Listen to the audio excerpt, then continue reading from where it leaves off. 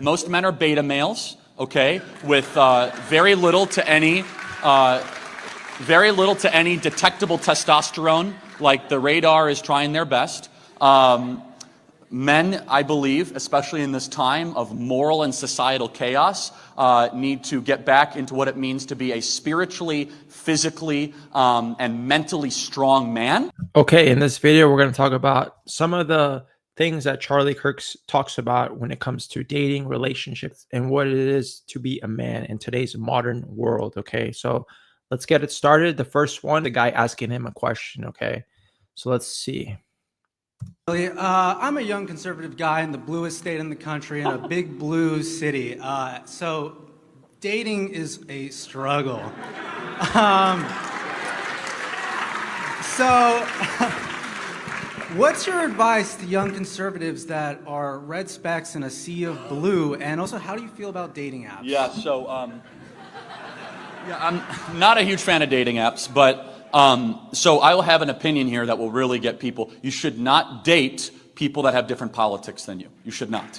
And I'm not. And the reason I believe you should date with the intent to marry. I don't think date is a hobby. I think dating is an interview process. And I know that is a minority opinion on most college campuses, where date is a mechanism for, I don't know, companionship amongst other things. And so he's saying that dating is an interview process. Okay. I agree with this because who you choose as a wife is going to be the most important decision in your life besides your purpose, right? Besides God, purpose, who you choose as a life partner, as a wife, or as a just, you don't want to get married, but you want that companionship, that life partnership with someone who's a woman, right? That's going to be one of the most important areas of your life. So he's like, yeah, it's interview process, but let's go a little bit deeper. What does that mean? That means that you got to be selfish on who you choose, because if you choose wrong, in my opinion, this is why a lot of men get divorced, because they choose the wrong woman. They choose her wrong. They don't know how to choose her. They choose her just based off of she's the only one.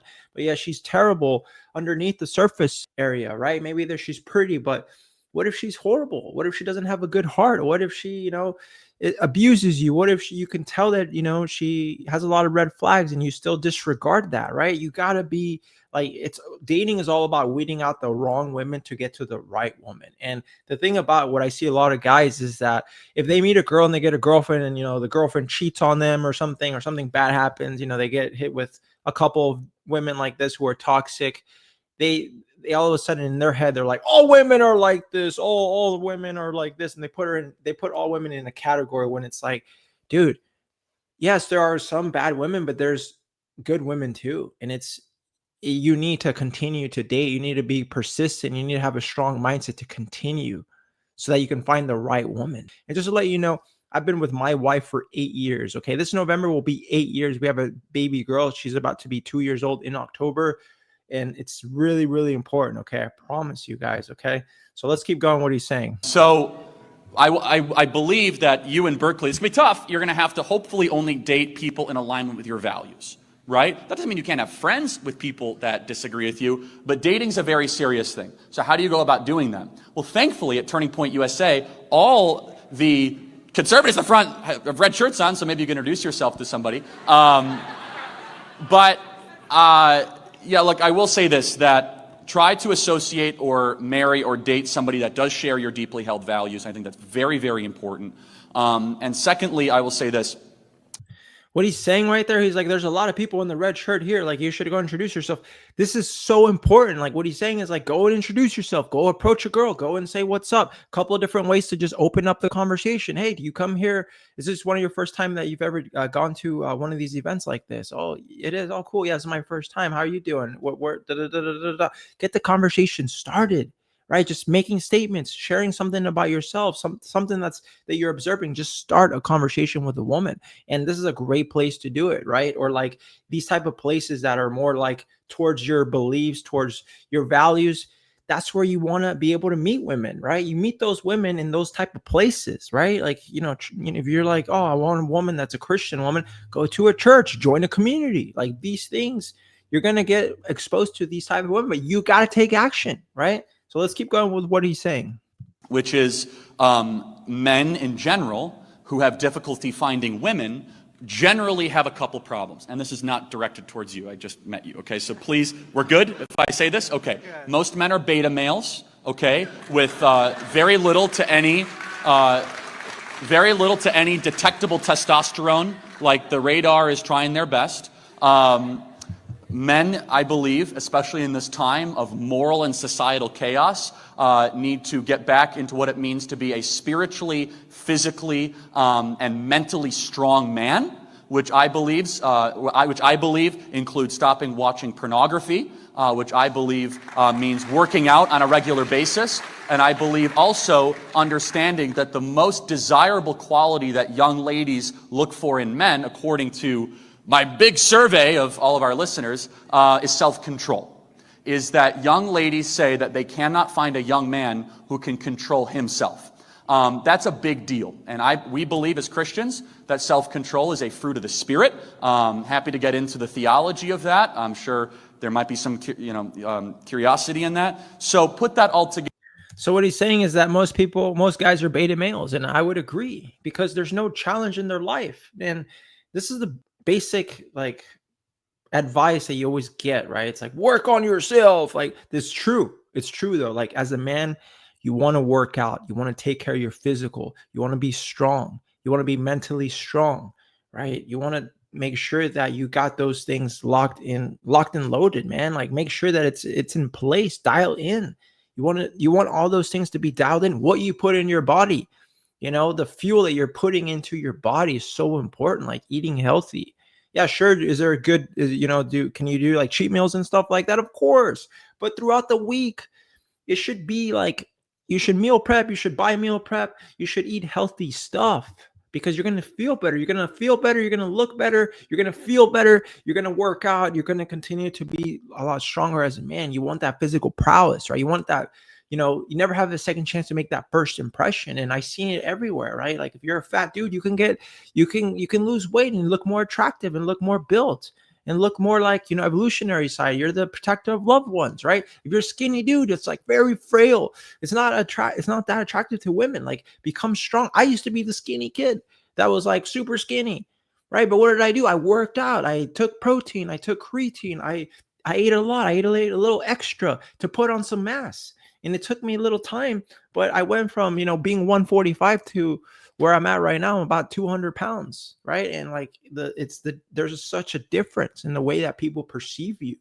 So yeah, it's important to take care of your body, take care of your health. That's like super simple advice right there. But if you're not doing that, you got to start with doing that. And, sometimes you got to be held accountable, right? If you can't hold yourself accountable, have someone else hold you accountable. Go to a coach, do something, right? That's why I created Men Ignite in my school community, because guys want to improve and they want to be held accountable and get feedback. And that's why it's super cool. Join a community of guys, join a men's group. If not mine, join someone else's, but have someone to hold you accountable that can give you a structure, that can give you a game plan, custom game plan for your life, right? Super important, right? And if you have low T, maybe you could go to the doctor and see where your T levels are at, right? Go and see. Sometimes I've noticed that like some guys need that. That's just the way that they're born. But I really do believe to get a stronger testosterone is by challenging yourself, right? By like going out and challenging yourself, having semen retention to where you're not always, ejaculating and releasing, right? That's your power source right there. You got to be smart with that. Working out, eating healthy, having a good night's sleep, right? Partying and doing drugs and fucking drinking, all that shit is going to lower your testosterone. And then more importantly, do things that challenge you. You have to do the things that scare you a little bit, right? Let's keep going. Together, what are you supposed to do? Try to be the best version of yourself, both mentally, spiritually, and physically, and then be very clear with women and respectfully about what you want and your intent. A lot of men are intimidated by women, and I get it. It's because our entire culture has basically turned men to be intimidated by women. They might accuse you of something or whatever. I would encourage you to be very direct. Don't try this whole we're going to try the friend thing for a while. Just be a man and tell, I like you, I want to take you on a date. Does that happen anymore? Maybe it does, probably not a lot. And so, yeah, and then if that doesn't work, Man, move to Birmingham, Alabama. You'll find a wife in like an afternoon. God bless you. You gotta be a man, right? You gotta grow a pair, ask the woman out, approach the woman, strike up a conversation, right? Yeah, can you do it? Can you go in and be direct and be like, hey, I saw you, I thought you were pretty cute, and I wanted to come say what's up. How you doing? Right? Something like that. Sure, you can. But like there's also other ways to, strike up a conversation, more casual style. That's like a lot better, right? It's like a indirect, right? That's like a little bit more, you're still talking to her, you're showing a little bit of interest, but then from there you're able to, create good vibes with the girl. And then from there you ask her out if the vibes are going well. So that way you have a higher chance that, that she's going to say yes rather than like, yes, like, you're going in there, yes or no. There is no type of feeling. You can't evoke any type of emotion. You can't show your personality. You can't show your best self, right? It's just a matter of like yes or no. Hey, and most of the times girls that are pretty, they've heard that millions of times from their parents, from their whole family, from guys that, if they, have a little courage, they go and say these things. So yeah, you can be direct, but there's other ways to be more finesse, more graceful when you open up and strike up a conversation with a girl, right? So, but whether you do direct, indirect, it doesn't matter. That's better than not doing it at all. I swear, right? So you got to do it, man. You got to do it. Who cares? Like rejection, who cares? We all get rejected in life. There's temporary defeats in life. We have temporary losses. If you ever played sports, I'm sure that you didn't win every single, sports, tournament or whatever that you did, whether it was football games, whether it was a team sport, whether it was like a, pickleball or like tennis or, track or something like that. I'm sure not every time you won. I'm sure there was losses, but I'm sure you could learn a lot from that, and it made you stronger if you took in like what you learned from that, right? Same thing in dating. You gotta build calluses in your mind. You gotta develop thick skin, because if you don't, then what? You're gonna talk to one girl, get rejected, and quit? Then what? Right? Like, think about it. Your wife wants you to be her rock. And in order for you to be her rock, you need to have a strong mindset. And it starts with challenging yourself, approaching women, doing the things that are hard, right? Joining Toastmasters, for example, right? Let's continue. Thank you. It is best for a man to have pressure. Men succeed under pressure. And so many young men are without pressure. So many young men are in a pressure-free environment. So what does he mean by that? Having pressure, and they need pressure. And he says they succeed by having pressure, but I wouldn't say they succeed by having pressure. I would say they get formed into becoming unstoppable, stronger in the mindset when they are dealing with, things in life where they're, in pressure setting zones. There's so many things like sports, for example, when it puts you having to go against other people, and, you're a kid, and, puts you in a little bit of pressure, it makes you stronger, right? You want to become a better man, right? One of the things that I did to, become more confident was joining Toastmasters. It put me in a lot of pressure, having to do public speaking in front of a lot of people. That was scary. Everyone's looking at you, and it's like there's pressure, and like everyone's like, like, okay, let's see if you can talk. And like, I could not talk. I couldn't tell stories. I would stutter. I would be like, oh shit. But that right there, because I was put into the pressure and I challenged myself, right? Men grow by being challenged in life. And that's the thing, what he's saying is like, guys don't get pressured anymore. Like, I like to think more like they're not being challenged anymore, right?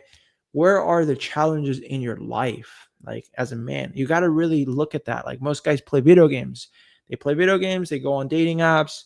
Everything is just like, just through, a screen, or like, hey, like I'm not going to get rejected or anything like that. And, when life happens, like, challenges that they face, or, so many different things in life, when life throws so many curveballs at you, because it does, because they've never faced any type of challenges to grow, to become stronger, to persist, then they're going to fold, right? And they're going to quit. So as a man, you need to be challenged. This is one of the most important things. You need to be challenged everywhere. You need to be held accountable, right? I'm telling you right now, just to be a better leader, to be a better communicator, to be a better public speaker, a better storyteller, I'm telling you, joining Toastmasters, a place to work on your public speaking, your impromptu conversations, is absolutely game changer. Changed my life when I joined 2016, right? When I started to do Brazilian Jiu-Jitsu competitions, and I was like a little scared. I was like, oh shit. And I was going against another guy that's trying to submit me.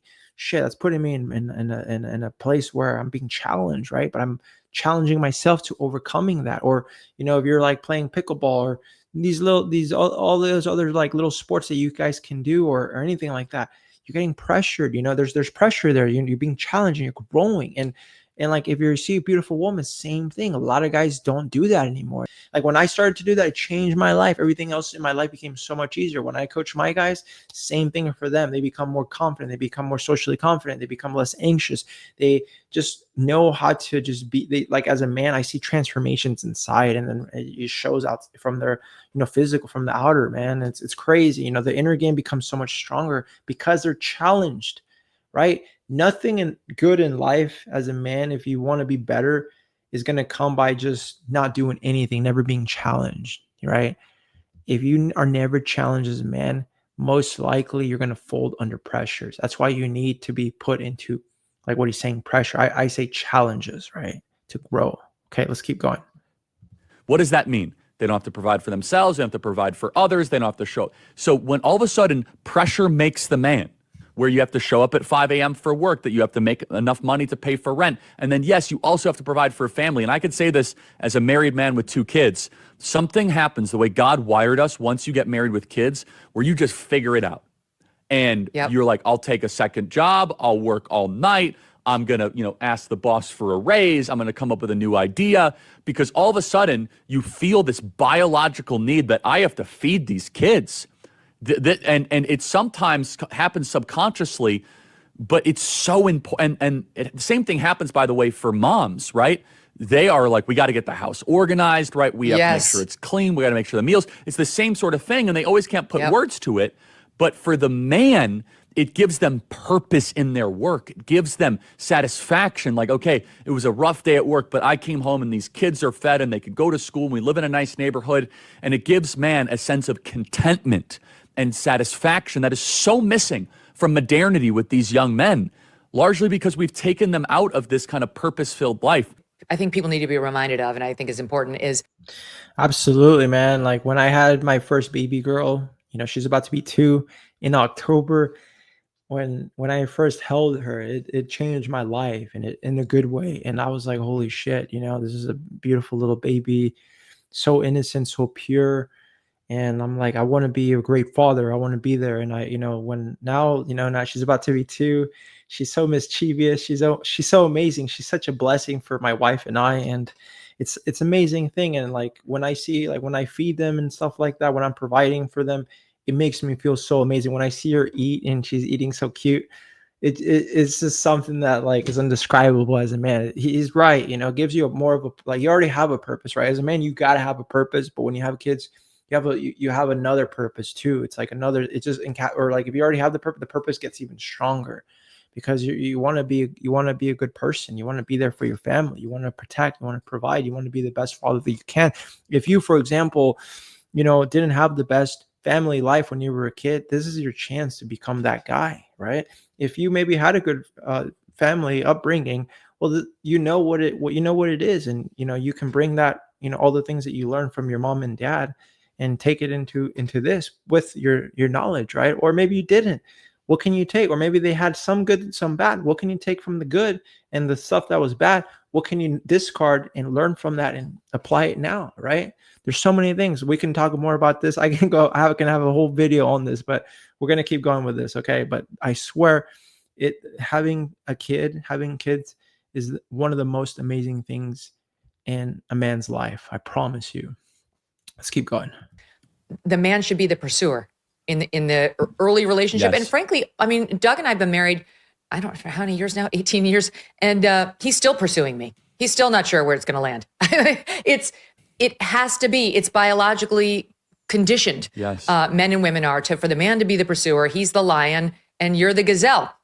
And he's like programmed to run after you. And if you upend that in any way, you're messing with nature.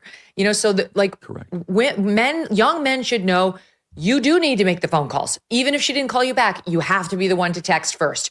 It's like almost like a reporter going after a source. In a way, you're subjugated, but you're not actually subjugated. You're doing it because you're the leader in the relationship in this way. And there's nothing wrong with that. It's actually hot and appropriate and part of the game and the turn on. Yes. Absolutely. We men are the hunters. The women are the gatherers, right? We are the lion, they're the gazelle, right? And we go and hunt. We go after what we want. When we see a beautiful woman, we're going to go approach her. You know, for me, that's how I met my wife. I saw a beautiful girl at the gym. I was like, dang, she's so beautiful. I want to go and talk to her. Boom, boom, boom, boom, boom, boom, boom, boom, boom. My survival instinct kicked in. Oh, you shouldn't do it. Because why? Because it's trying to keep me safe, right? It's trying to keep me safe. But I knew that, like, that's my brain's trying to hijack myself. I want to meet her. Like, let's go.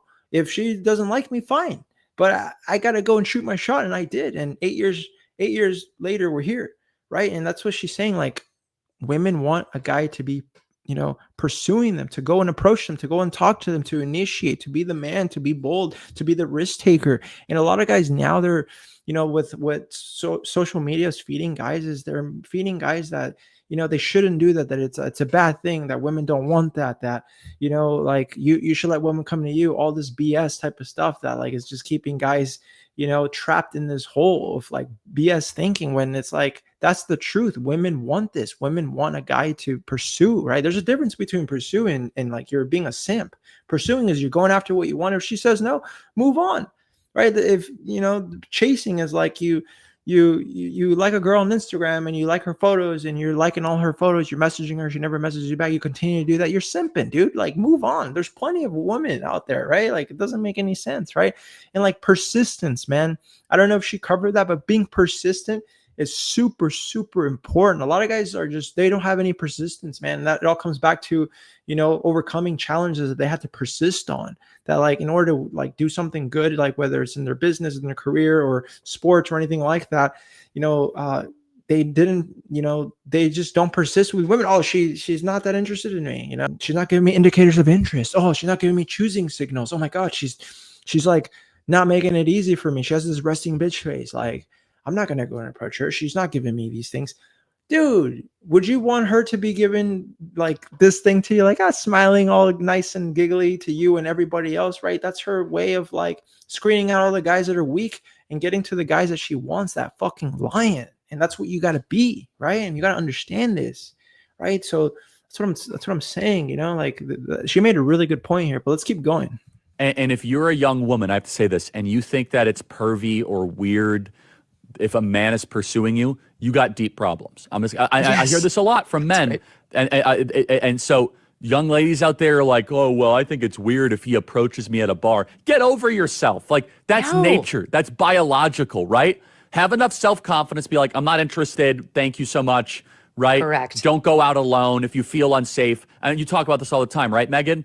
But what has happened is this hostility, and I think men are overcompensating, but men have just retreated. They're like, forget it, we're done. You don't want to talk to us. You're going to accuse us of sexual harassment. I don't think that's the right reaction, but young ladies in some ways have unintentionally created this kind of like, oh, I can't believe that guy at work came up to me and he wanted to talk to me and ask me they out will on a wind up date. alone. Exactly. And for the women, Exactly. I think they need to remember, yes, it's his job to sort of be the alpha and pursue you, but you should stay playful. You can be somewhat elusive, because the men like that. Hello, but also playful. 100%. Like, you have to be signaling back, I'm into you, if not always available to you. Well, that is how it works.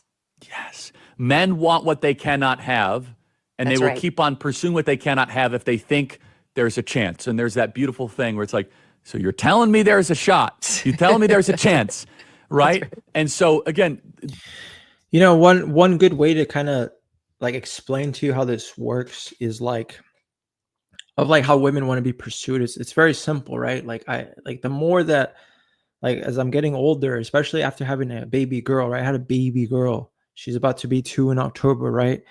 I'm seeing it that it's in her nature to want to get pursued. What do I mean by this? Well, like, already the way she is, like, when I'm working, let's say that I go to my office and work and I come back home and I see her, sometimes she'll greet me and like, oh my God, dad, dad. And she like comes and hugs me. I hug her. It's the best thing in the world. But sometimes she comes all the way close to me. And then when I want to give her a hug, she wants to run away. And she's like, oh, ha, ha, ha, ha, ha, ha. She wants to get pursued. She wants me to pursue her. She wants me to chase her. And it's so funny because like I grab her and I chase her.